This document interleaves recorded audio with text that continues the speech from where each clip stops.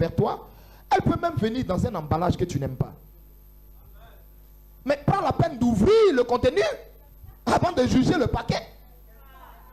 Et beaucoup de femmes ont rejeté leur mari comme ça.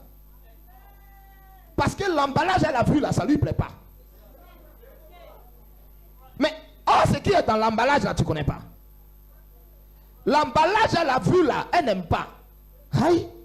Tu ne sais même pas c'est quel genre de bijoux qui est dans le paquet. Maintenant, la femme qui a fait le paquet là, peut-être qu'elle ne sait pas bien louer les trucs, elle a fait un cadeau bizarre. Toi, c'est l'emballage là qui détermine d'après toi. Et voilà comment beaucoup de femmes sont passées à côté de l'homme de leur vie.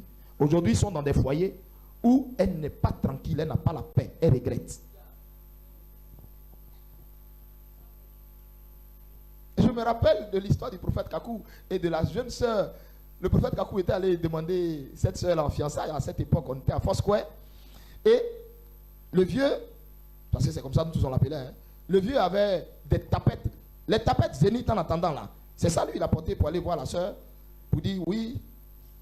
Voilà, en ce moment, il était encore évangéliste, hein, il galérait. Il galérait. C'est pas vrai. Il était à Gwenta là-bas. Et quand le prophète est allé voir la dame, Dieu m'a dit, tu es ma femme. Vous savez, il y a des femmes tellement Chanel.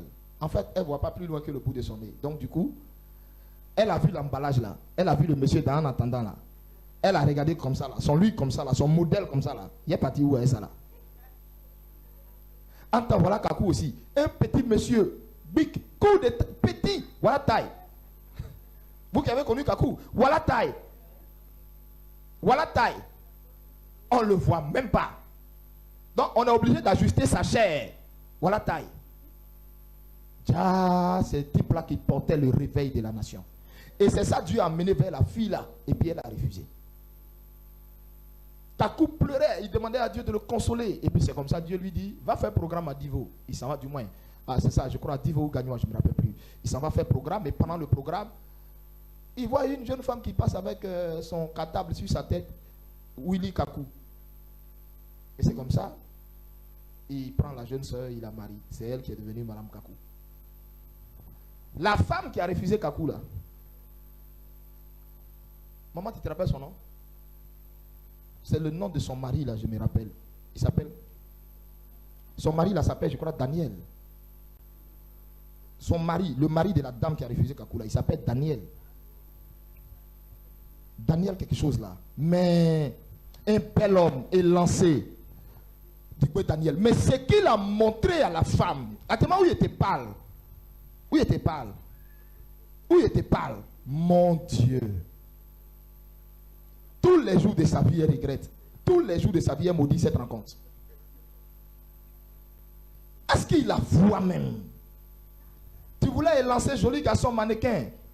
Ah oh. Faut toucher ton frère, touche ta soeur à côté, faut dire ah oh. Faut dire c'est l'emballage là tu n'aimes pas non? Dis. Touche quelqu'un, dit c'est l'emballage là tu n'aimes pas non? Est-ce que tu as vu son contenu? Tu as vérifié? Alléluia. Et voilà comment beaucoup de personnes ont carrément défié la volonté de Dieu. Le nord-est. Le nord-est de la Côte d'Ivoire, 600. On m'a donné à l'époque 2500 francs CFA. Ce qui fait 25. Voilà, 25 francs maintenant, français. Or, l'année faisait 2000. Le retour faisait 2000. Donc, on m'a donné 2500. Mon année était certaine. Le retour n'était pas certain. Missionnaire. On m'envoie en mission. Je suis allé. Mon cerveau est fini. Alors, je n'ai plus de pâte dentifrice. Je t'assure. Pas de serviette. Pas d'éponge. Comment est-ce que je vais me laver? Je ne peux pas commander. Je dis, c'est Dieu certainement qui veut que je sois dans cet état-là. Donc j'accepte. Vous savez comment je me lavais? Hein? Vous voulez que je vous dise? Je partais dans la douche. Et je m'arrangeais toujours à être le dernier à aller me laver. Espérant que, voilà, que manucure au moins, les savons auront au moins les petites particules. Là. Voilà. Je la touche et puis je ramasse tout ça, je regroupe. Je frotte dans l'éponge. Plutôt sur mon corps. Puis je n'ai pas d'éponge. Sur mon corps comme ça. Et puis je prends l'eau.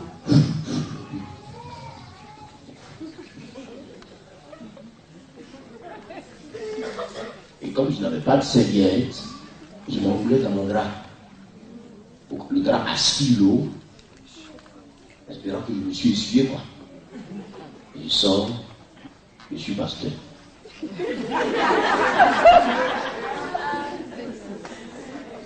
suis évangéliste. Pendant près de 8 mois. Vous savez comment je faisais pour me brosser? Je partais en brousse. Je partais les bâtons, les puitans, les bâtons là. Voilà, la forêt. Je taillais ça correctement. Puis je gardais. Puis chaque matin.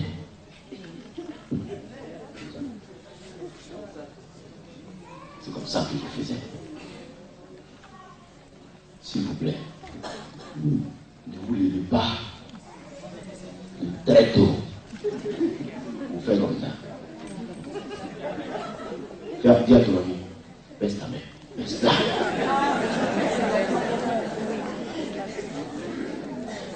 Alléluia.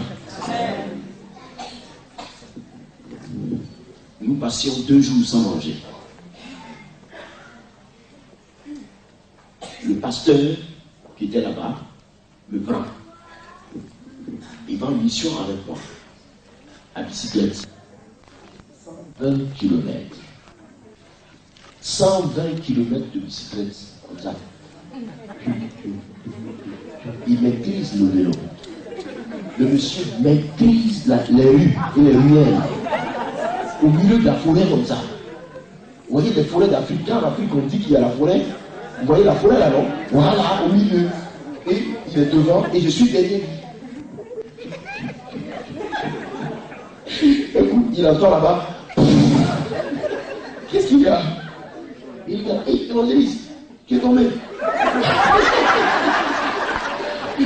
Je me suis tombé. Allons-y.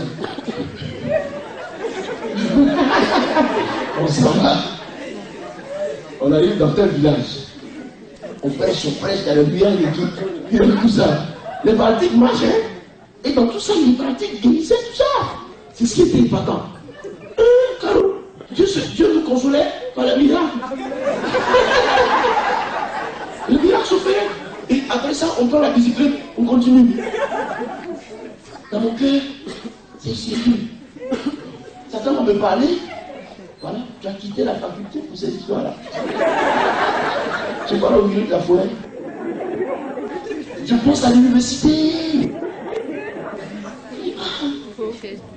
Les gars ont gagné 2 années de plus.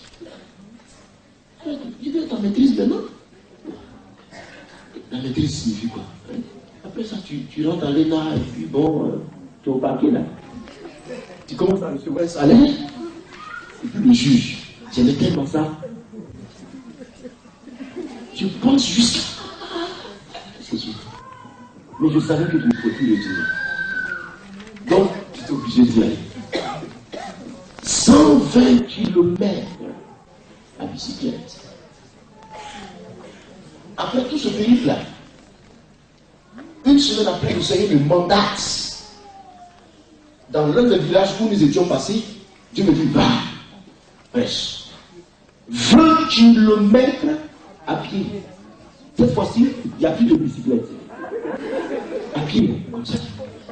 J'ai marché sur le bouton, je suis fatigué. Et, ça dit, à quelques kilomètres, tu fais au moins, je crois, 2, 3. Qui a du temps là ici? Voilà, du temps là. Tu as du temps là? Tu connais Djéné? Le village qu'on appelle Djéné. Les charges là. Si tu vas à Djéné, le jour là, tu demandes, ils vont te parler. Les gars, une année qui est passée là-bas. C'est ce village-là où je vous ai rendu un témoignage qu'on a foutu dehors à minuit 30 là. Ah, je ne vous ai pas dit ça? Non, Parlons du plus à payer. La pluie me tape, je suis en route, fatigué.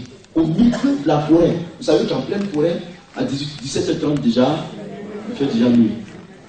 Donc, je suis dans la nuit, là, je marche. Pour aller prêcher. J'arrive. Tout le monde était là. Je ne sais pas comment introduire la présence. Je ne sais pas comment faire. Je suis allé regrouper quelques personnes. J'ai commencé à leur parler. Le monde est venu. Je vais tam-tam, alléluia, tout ça. Le bruit a fait que les gens sortaient, ils venaient.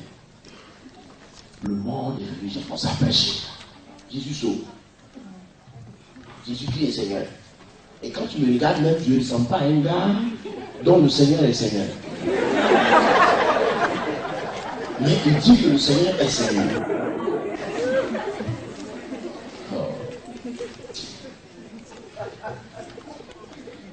Jésus, Jésus, Jésus, Jésus. Dieu guérit une femme folle de 15 ans. Elle était guérie. C'est là que je vous ai parlé que le tout petit, le sourd-muet de 15 ans, ce dont je vous ai parlé hier, c'est dans cette contrée-là. Où le Saint-Esprit m'a buté, il m'a aïe. Ne vous laissez pas châtier par Dieu. Et donc, le Saint-Esprit va se manifester. Et le lendemain de cette croisade, où l'Esprit m'a châtié, le lendemain, alors, la moisissure, vous connaissez la moisissure? Puisque c'était un village fétichiste. Donc la moisissure a gagné tous les fétiches du village. Il y avait des consultations matinales. C'est un peuple qui est habitué aux consultations. Les consultations matinales à la cour royale. Le monsieur jette des colis, les démons ne répondent pas. Il jette, les démons ne répondent pas. Il jette, les démons ne répondent pas. Le roi demande, mais qu'est-ce qui se passe? Qu'est-ce qu'il y a? Il dit non, je ne sais pas. Il jette, ça ne marche pas. Il dit, mais ça ne marche pas. Les esprits ne prennent pas. Il jette, ça ne marche pas. Et le roi lui dit, mais qui a fait ça? Il dit, ah ouais, c'est le petit pasteur qui est venu ici hier, là. C'est lui qui a fait tout gâté, c'est lui. Le roi dit, allez me l'attraper. Et Kakou, après des limousines, il est venu. Une histoire de... On ne m'a pas chassé. On ne m'a pas chassé de mes études. Tu vois, non? On ne m'a pas chassé de mes études. Je peux tout étudier. À cette époque-là, je peux le partir. Oui, je partais, je me réinscrivais. Donc, je n'avais même pas dit à Dieu par ton ministère, elle a même moi ma faculté. Mais maintenant, je ne peux plus. Non, je suis un peu engagé. À cette allure-là, il y a le faire sur les bancs. À la rigueur, si Dieu veut que je m'instruise par rapport à la loi et tout ça, ça c'est autre chose, mais comme quoi je vais devenir juge. Non, je suis déjà dans la justice. Voyez? Donc vous voyez mes frères, tous vont sortir, puisque c'était le matin et que tout le monde partait au champ en blouse pour travailler. Il y avait les tabacs, les haches, les maquettes, les morceaux de bois. Les gens ramassaient. Quand ils m'ont vu comme ça, de loin passer. Le voilà! Le voilà! En Poulango, il criait comme ça. Olé! J'ai vu la foule courir qui arrive. Un chrétien a crié, pasteur, fuis! Il vient te tuer! Mais qui vient me tuer? Je lui ai fait quoi? Les gens commencent à pleurer. Seigneur! Les gens disent, mais qu'est-ce qui se passe? Je ne peux pas fuir. Ils sont nombreux. Si je donne d'eau pour fuir, ni mon père ni ma mère ne se trouvent dans cette contrée. Je n'ai personne pour me défendre. Si je fuis, c'est dangereux pour moi. Quelqu'un peut, par maladresse, balancer une maquette. Je peux mourir. Vaut mieux me livrer de face. J'ai pris courage. Alléluia. J'ai pris courage. Je me suis arrêté à 5 mètres. Tout le monde s'est arrêté.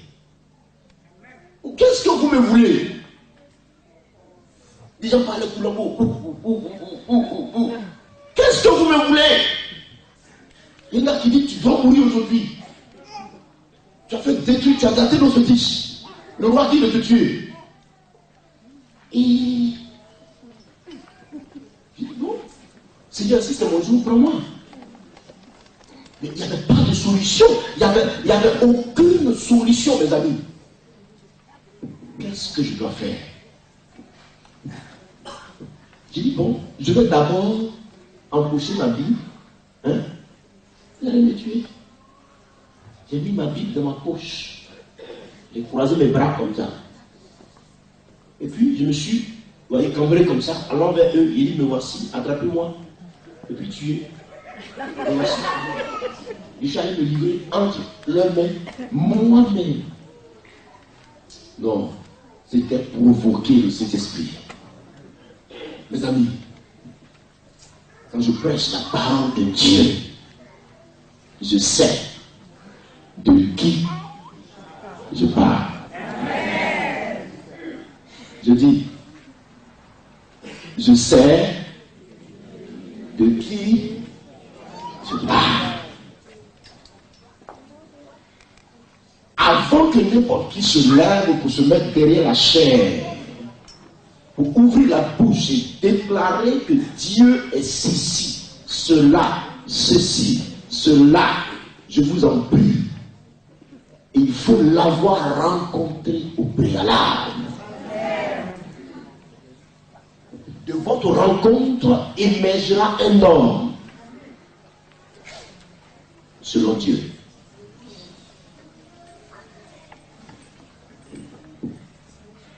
Alléluia. Amen. On peut continuer? Amen. Tout le monde est fatigué? Non. J'arrête? Non.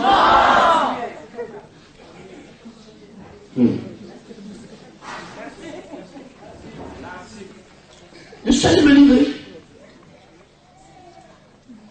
La gloire, un vent.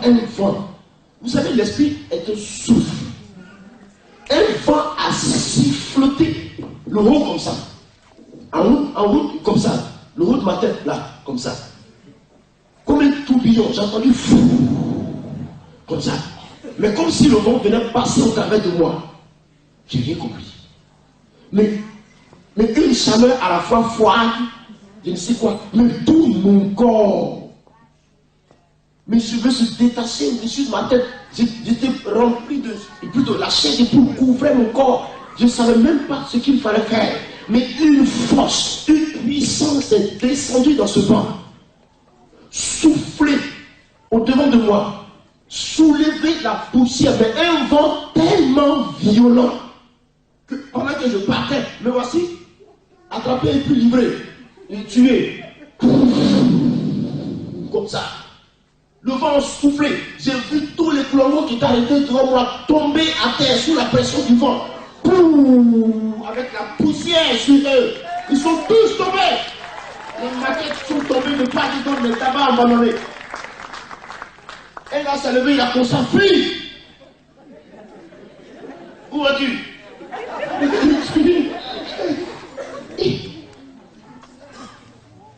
Ce jour-là, mon œil a vu la main de Dieu. Ce jour-là, quelque chose s'est passé dans mon cœur. Si je devais en voir encore quelques peurs, quelques craintes, c'était fini. Tout m'avait quitté ce jour-là. Jésus peut me protéger comme ça. Jésus peut me défendre, même physiquement. J'ai compris qu'Ésaïe 54 avait dit la vérité. Tout a forgé contre toi. Cela s'enlève. Et toute bouche qui en justice se lèvera contre toi. Tu la condamneras.